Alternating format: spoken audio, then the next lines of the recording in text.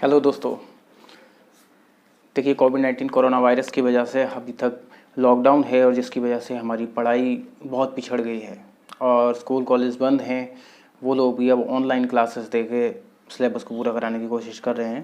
अब इसी बीच में अब हम लोगों की भी ऑनलाइन क्लासेस अब हम स्टार्ट करने जा रहे हैं।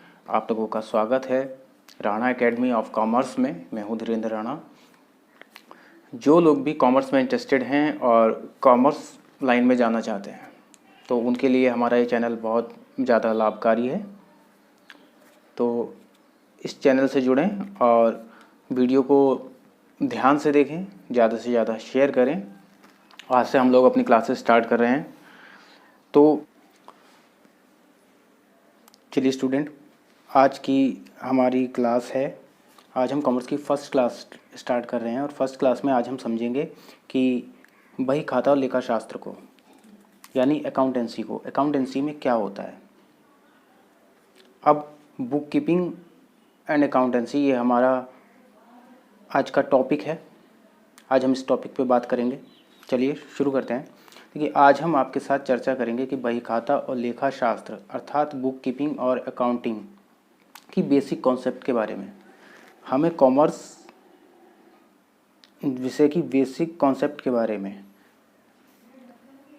सर्वप्रथम ये जानना आवश्यक हो जाता है कि लेखा शास्त्र में क्या क्या होता है, अकाउंटेंसी किन किन चीज़ों से मिलकर बनती है। तो देखिए, अकाउंटेंसी में एक होता है एक बुक कीपिंग और अकाउंटिंग। ये दो फंक्शंस होते हैं, बुक कीपिंग और अकाउंटेंसी। ये हमारा बेसिक फंक्शंस है और ये हमारा सेकेंडरी फंक्शंस है। जब ये कंप्लीट हो जाएगा, ये वाला कंप्लीट होता है, उसके बाद हमारा ये वाला स्टार्ट होता है। यानी जब बुक कीपिंग का काम कंप्लीट हो जाएगा तब हमारा अकाउंटिंग का काम स्टार्ट होगा। उसके बाद ही हमारी अकाउंटेंसी कंप्लीट होती है।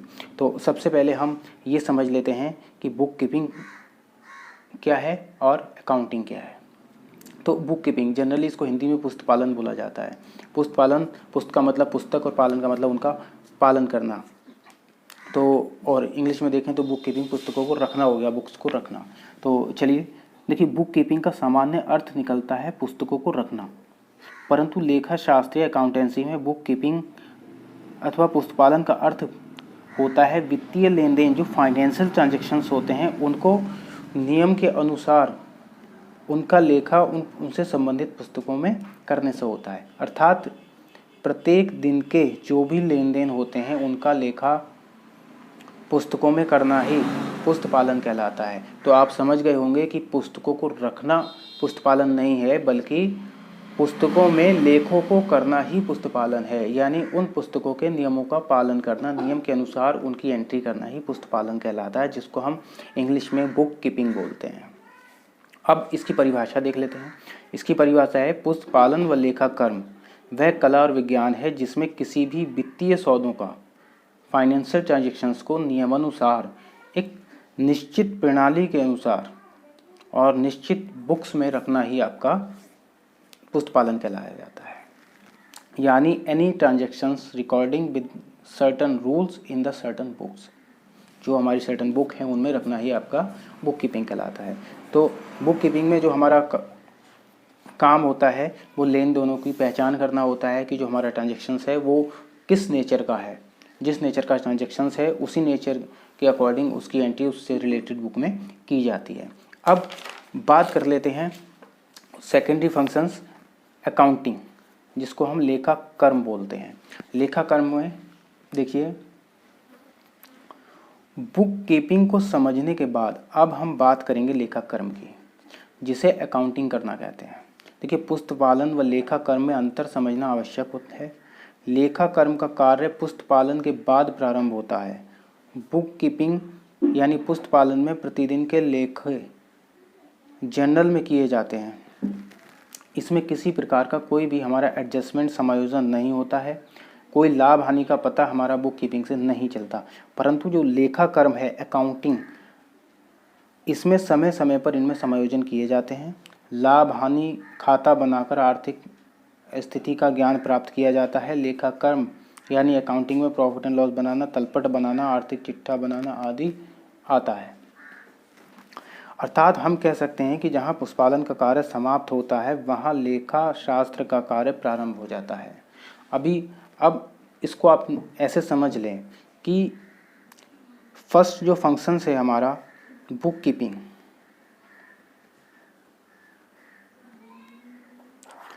बुक कीपिंग में हम किसी भी तरह का कोई एडजस्टमेंट नहीं करते हैं। ना तो प्रॉफिट एंड लॉस का पता चलता है, ना ही हमारी बैलेंस शीट बनती है, और ना ही हमारा कोई अदर रिजल्ट फाइंड होता है। तो बुक कीपिंग में हम सिर्फ क्या करते हैं, only journal entry, journal entry हमारी पर डे के हिसाब से हम उसमें जर्नल एंट्री कर देते हैं। ये चीज़ इसमें पता नहीं चलती। लेकिन जो हमारा सेकंड फंक्शन है जहां हम अकाउंटिंग बोलते हैं, तो बच्चों अकाउंटिंग में हम एडजस्टमेंट करेंगे, फिर ट्रायल बैलेंस बनता है, ट्रायल के बाद हम प्रॉफिट एंड लॉस बनाएंगे, बैलेंस शीट बनाएंगे, और फाइनल स्टेटमेंट हम इसमें करते हैं। ये सारा हमारे काम जो है अकाउंटिंग के हैं। अब अकाउंटिंग का काम हम तब कर पाएंगे जब हमारे पास बुक कीपिंग कंप्लीट हो चुकी होगी।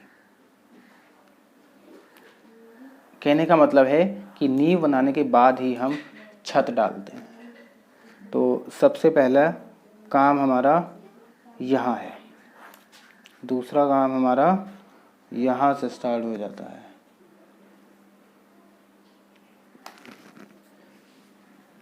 चलिए, अब जो बच्चे इंग्लिश मीडियम के हैं जिन्हें हिंदी समझ में नहीं आती है उनके लिए थोड़ा सा मैं बता दूं कि बुक कीपिंग का means, book keeping is a primary and basic functions in the process of accounting and concern with recording and maintain the books of account only according to nature of transactions. इसमें सिर्फ जो भी transactions हैं उनके nature के according उनकी entry books में की जाती है। बाकी किसी तरह का कोई एडजस्टमेंट नहीं करते, कोई प्रॉफिट एंड लॉस फाइंड नहीं होता, कोई ट्रायल बैलेंस नहीं बनता, कोई बैलेंस शीट नहीं बनती, यानी किसी भी तरह का हमारा financial result put up book keeping से नहीं होता है। और accounting is the secondary functions and it started where functions of the book keeping is end. In this process the following activities and the concerned analysis and interpretation and result prepared, profit and loss, balance sheet. कहने का मतलब accounting में हमारा second function होता है जब book keeping complete हो जाती है। इस प्रोसेस में हम एनालिसिस करते हैं, रिजल्ट फाइंड करते हैं, प्रॉफिट एंड लॉस बनाते हैं, बैलेंस शीट बनाते हैं। ये सारे काम हमारे अकाउंटिंग में होते हैं, और सिर्फ उसके नेचर के अकॉर्डिंग उसकी एंट्री उससे रिलेटेड बुक्स में करना, ये काम हमारा बुक कीपिंग में होता है। तो समझता हूँ कि अब आप जो है बुक कीपिंग और अकाउंटिंग इन दोनों को अलग अलग हिंदी और इंग्लिश में समझ गए होंगे। और एक वर्ड आता है खाता। खाते के बारे में चलिए हम आपको आगे बताएंगे। वैसे खाता देखिए ये होता है खाते के, ये फॉर्मेट है, इसके दो साइड होते हैं, एक लेफ़्ट साइड एक राइट साइड। इस साइड को हम क्रेडिट बोलते हैं और राइट साइड को हम डेबिट बोलते हैं। अब आगे बात कर लेते हैं ब्रांच ऑफ अकाउंटिंग, यानी हमारी अकाउंटिंग की ब्रांचेस कितनी होती हैं, लेखाकर्म के प्रकार। तो इसके बारे में हम बात करेंगे नेक्स्ट वीडियो में।